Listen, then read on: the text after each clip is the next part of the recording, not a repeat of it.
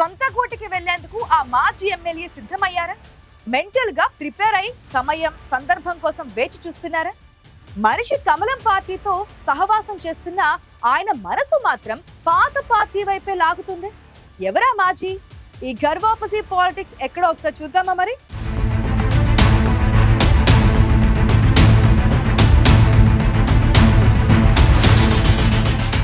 సూర్యాపేట జిల్లా హుజూర్ నగర్ మాజీ ఎమ్మెల్యే శానంపూడి సైదిరెడ్డి కమలం పార్టీని వీడే ఆలోచనలో ఉన్నారన్న చర్చ పొలిటికల్ సర్కిల్లో జరుగుతోంది. కమలం పార్టీలో కుంపట్లకు తోడు పంచాయతీ ఎన్నికల ఫలితాలు సైదిరెడ్డిని పార్టీ మారే ఆలోచన వైపు అడుగులు వేసేలా చేశాయంటున్నారు ఆయన అనుచరులు. 2018లో హుజూర్ నగర్లో బీఆర్ఎస్ నుంచి పోటీ చేసిన శానంపూడి సైదిరెడ్డి ఉత్తమ్ కుమార్ రెడ్డి చేతిలో స్వల్ప తేడాతో ఓటమి పాలయ్యారు. 2019లో అనూహ్యంగా వచ్చిన హుజూర్ నగర్ ఉప ఎన్నికల్లో బీఆర్ఎస్ నుంచే రెండోసారి పోటీ చేసి భారీ మెజారిటీతో విజయం సాధించారు. 2023లో బీఆర్ఎస్ నుంచి పోటీకి అవకాశం దక్కినా ఆయనకు ఓటమి తప్పలేదు. 2023 ఎన్నికల్లో ఓటమి తర్వాత కొన్నాళ్లు పార్టీ కార్యక్రమాలకు దూరంగా ఉన్న సైదిరెడ్డి పార్లమెంటు ఎన్నికలకు ముందు కారు దిగి బీజేపీలో చేరారు.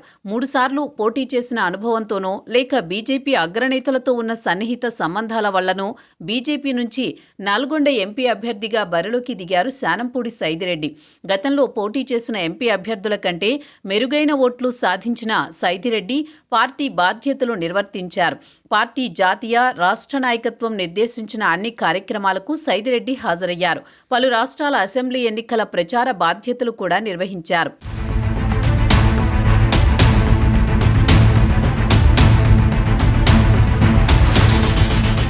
శానంపూడి సైదిరెడ్డి బీఆర్ఎస్ని వీడి బీజేపీలోకి వెళ్లినా క్యాడర్ ఆయన వెంట రాలేదు. పోనీ పంచాయతీ ఎన్నికల సమయంలో కనీసం బీజేపీ క్యాడర్ని ప్రోత్సహించారా అంటే అది లేదు.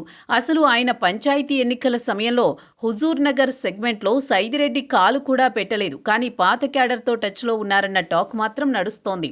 టచ్లోకి వెళ్లడమే కాకుండా పంచాయతీ ఎన్నికల సందర్భంగా తన వంతు సహాయ సహకారాలు కూడా అందించారట మాజీ ఎమ్మెల్యే సైదిరెడ్డి. ఆయన సహకారం పొందిన వారు విజయం సాధించడం, వారంతా గులాబీ నేతలు కావడంతో మాజీ ఎమ్మెల్యే శానంపూడి సైదిరెడ్డి మళ్లీ గులాబీ గూటికి చేరుతారనే చర్చ జోరందుకుంది. శానంపూడి సైదిరెడ్డి కారు దిగి బీజేపీలోకి వెళ్లినా హుజూర్ నగర్ నియోజకవర్గ ఇన్ఛార్జి బాధ్యతలను బీఆర్ఎస్ ఎవ్వరికీ అప్పగించలేదు.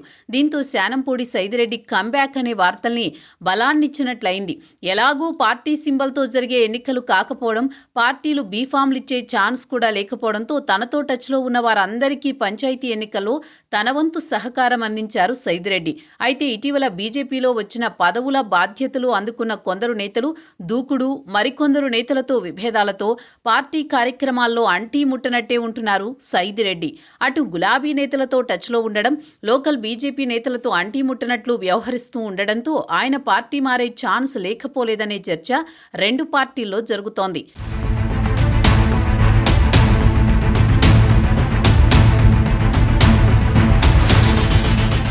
మొన్నటి హుజూర్ నగర్ నియోజకవర్గ పంచాయతీ ఫలితాలు కూడా సైదిరెడ్డిని టెంప్ట్ చేస్తున్నాయట.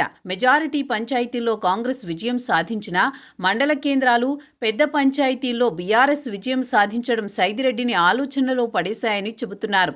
ఇంత చర్చ జరుగుతున్నా మాజీ ఎమ్మెల్యే శానంపూడి సైదిరెడ్డి స్పందించకపోవడంతో మౌనం అంగీకారమా, అర్ధాంగీకారమా అని చెవులు కొరుక్కుంటున్నారు రెండు పార్టీల నేతలు.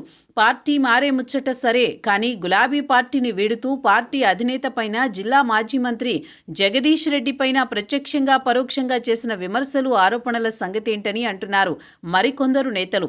ఏదైతేనేం రాజకీయాల్లో శాశ్వత శత్రువులు ఉండరు కదా, సైదిరెడ్డి వస్తా అంటే మేమొద్దంటామా అంటున్నారట కారు పార్టీ పెద్దలు. పెద్దగా ప్రభావం లేని, అసలు ఉనికే లేని బీజేపీలో ఉంటే ఎంత, పోతే ఎంత అని లెక్కలేసుకుంటున్నారట సైదిరెడ్డి. అందుకే బీజేపీలో ఉండి ఉండనట్లు, ఆ పార్టీతో అంటీ అంటనట్టు ఉండిపోతున్నారట.